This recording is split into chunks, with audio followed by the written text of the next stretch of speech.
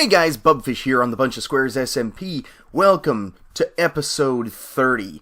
Yeah, it's episode 30 already. I didn't realize how long I've been doing this series. It's actually been quite a while since I've started this, which is kind of cool. Like it's into the new year, well into the new year already. 1 month in, to be precise. I think this is it's the 31st as I'm recording this, 31st of January, and it has been a bit of a while. I have been taking a bit of time to work on other things, for the most part, but yeah, I haven't really recorded for a while. I have been working off-screen on the museum, though, and I just kind of want to give you a quick rundown of what I've completed since the last time you've seen it. Now, the last time we were here, I had completed, what was that? The geology room, and it is looking pretty dang good. Overall, I'm really enjoying how this turned out. Like I said before, I do want to do something with the middle of this room still. It's not perfectly complete yet, but it's getting there. It's getting there. Over in here, the map room has been improved quite a bit. Expanded along this edge. I think this might be Rising who did this, because his base is right here on the map.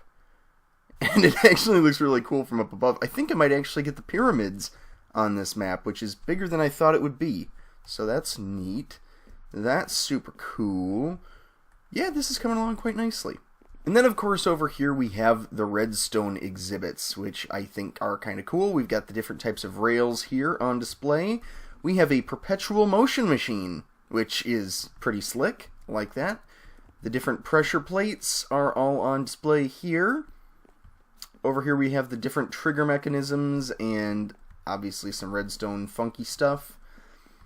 Here we kind of have an interactive exhibit thing where this is a wooden button, so you get a different pulse than when you do with a stone button. And you can kind of, if you have two people here, you can compare the bouncy factor, I suppose, which I think is kind of neat. Then over here we have the different, some more redstone interactive blocks. And over here you can actually press the button in order to trigger a piston.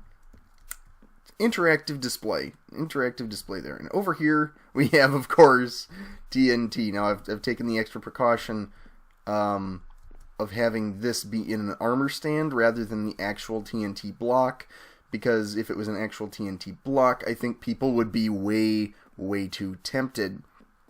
But anyhow, yes, let's go downstairs now, because I've got this room right here, which is the plants and... What are you doing there, Mr. Mushroom? Let's get you out of there. Okay. So yeah, we've got the different plants. We've got a chorus fruit, or chorus plant, whatever you want to call it. All of the flowers in the game. Just a little bit of everything. And then, of course, we have the entrance area. Now, this is a little rough around the edges right now. I'm trying to create sort of like a welcome desk or what have you. And I'm not sure if this gives off the right impression, walking right in and seeing that. But we'll have to see. This guy's going to be the receptionist or the guide or whatever it is. The guy who takes your tickets. Anyhow, here, though, I'm kind of proud of this. So you know how, like, museums and stuff, they have those things where you throw in a penny and, like, 2 quarters or whatever, and then you get to grind the penny down, and it creates sort of like this flat, funny-looking penny with the different things stamped on it? Well, here I've done the exact same thing, but with gold ingots. If I had a gold ingot, I'd show it to you. But I guess you're just going to have to take my word right now. Basically what happens is you throw in an ingot, and you get one of these Museum at Origin tokens for posterity. So that's kind of fun. I make a profit of basically 8 nuggets every time you throw one in, which is basically, this is basically how these things work, right? You pay a bunch of money and you get, a worthless penny that looks kind of cool. Doesn't look like anybody's bought one yet, but I don't think people have seen it yet, really. So, yeah, anyhow, the museum is coming along pretty nicely. So I was just checking my shops. It doesn't look like we've sold any mending books right now, which is okay. That's fine. I didn't, put in all that effort to find that mending villager for nothing after all. But, yes, let's see what we've got down here. So we've got 4 diamonds from that. The elytra haven't sold. I filled up on shulker boxes. I actually, while I was off screen, I went and did all sorts of crazy stuff in the end, including buying a bunch of, or not buying a bunch, hunting a bunch of shulkers, getting a bunch of elytra, all that sort of good stuff. However, in spite of that good news, I do have to say that the Enderman farm is broken.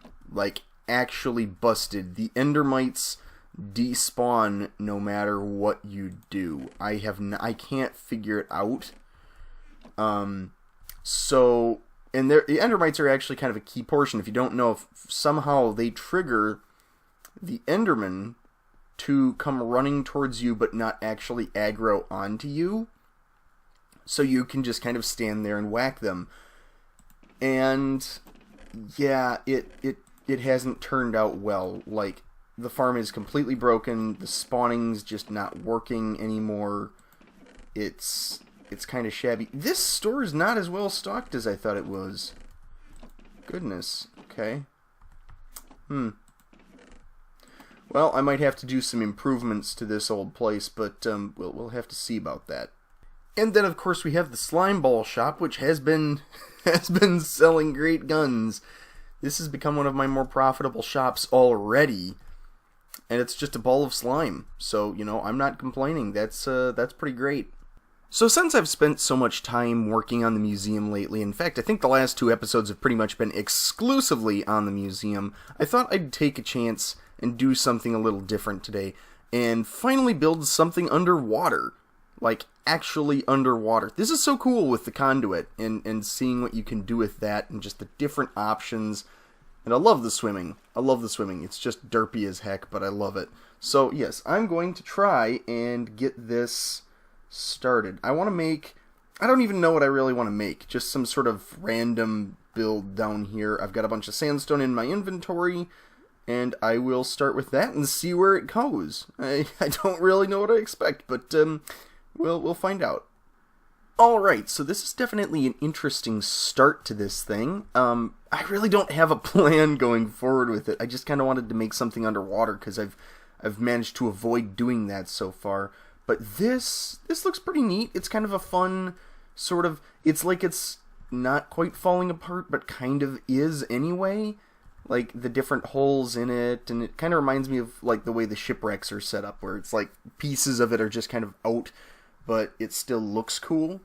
And that's kind of what I was going for here. You can't swim through any of these holes, but they definitely look like they're letting in the ocean, and this is sunk into the bottom of the ocean floor. Anyhow, so, now I got inspiration as I was building this to add something else along the outside here, and we'll have to see how that looks.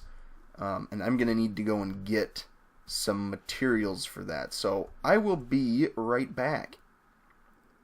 Alright, so I've made a little bit of progress here. It's looking a little bit more natural, like a sunken ruin should. But if you'll notice, we have over here the fossil of some gigantic oceanic monster. Or maybe it's not even from the ocean, maybe it's just, sunk. But yeah, this turned out pretty fun. The head's a little derpy, but it's kind of hard to get the bone blocks so they look like they work as bones. Unless you're, just doing, like, one section of it. If you're just doing the skull, you could probably do a good skull. If you're just doing the rib cage, you could probably pull off a good rib cage. But this did turn out pretty good. I think I like it. I've jazzed it up a little bit with some seagrass. I'm going to get rid of a little bit of it. Just don't want to have too much around. Kind of ruins the effect. And I put some seagrass up on top here. I'm going to get rid of this one. There we go. Yeah, this is looking really good. This is just kind of fun. Like, it's just kind of a nice little relaxing, not a serious build. Like, the museum's cool, but it's, it's not a good bite-sized project. This is a good bite-sized project, I think. So now I just think I need some coral, maybe, and jazz it up a little bit more. And then I can do something with the interior. I'm not sure, I still don't know what I want to do with the inside of this thing. maybe I'll have... I don't know, I've got space in here for an enchantment table. So I could probably do something like that. But I don't know. I'll have to come up with something. I think the enchantment table might wind up being it, but I don't think you can waterlog an enchantment table, so it would look a little weird in here. Yeah, I'll have to come up with something. Oh, it's been a while. It's been a while since I've faced off against a trident. Oh boy. Come on over. Let's steal this from you. Let's take your trident from you. Oh, come on. I want to get you. I want to get you. Why is this not doing much damage to you? And he didn't drop it. That's disappointing.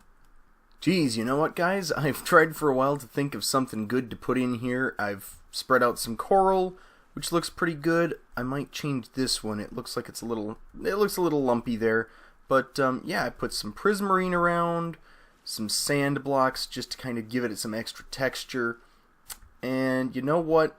I don't think I'm going to put anything in this right now. I'm going to let that, I'm going to let it speak to me, let it decide what it wants for itself. I haven't a faintest idea what I actually put in this thing. So maybe it's like the dead zone up there. You can actually see the dead zone from here pretty easily. The conduit's right over there. Yeah. So maybe it's like the dead zone. This is just a build for the build's sake. So, yeah. Yeah, I like this. This was kind of fun. There's definitely a good, mix of things here. I love how the skeleton turned out, and then there's another one over here that I just added that's fallen a bit more apart, and you kind of get the sense that like the different ribs are kind of cracking and falling off. I feel like I should almost do that with this, but I like how it looks too much right now to change that, so I'm going to leave this one as it is. And I think I'm going to leave this episode just about here. Sorry, this is a bit of a short one. Still don't have a ton of time to record, but this is fun. I like just doing these little projects, and hopefully over the next few weeks, I'll have a couple more little projects like this, just to kind of fill the gap, and I will continue to work on the museum behind the scenes, and hopefully I will have that ready to fully showcase in the next month or two. So anyhow, guys, this has been this time, that will be that time, and I have just run out of time, so I will see you next time. Bye!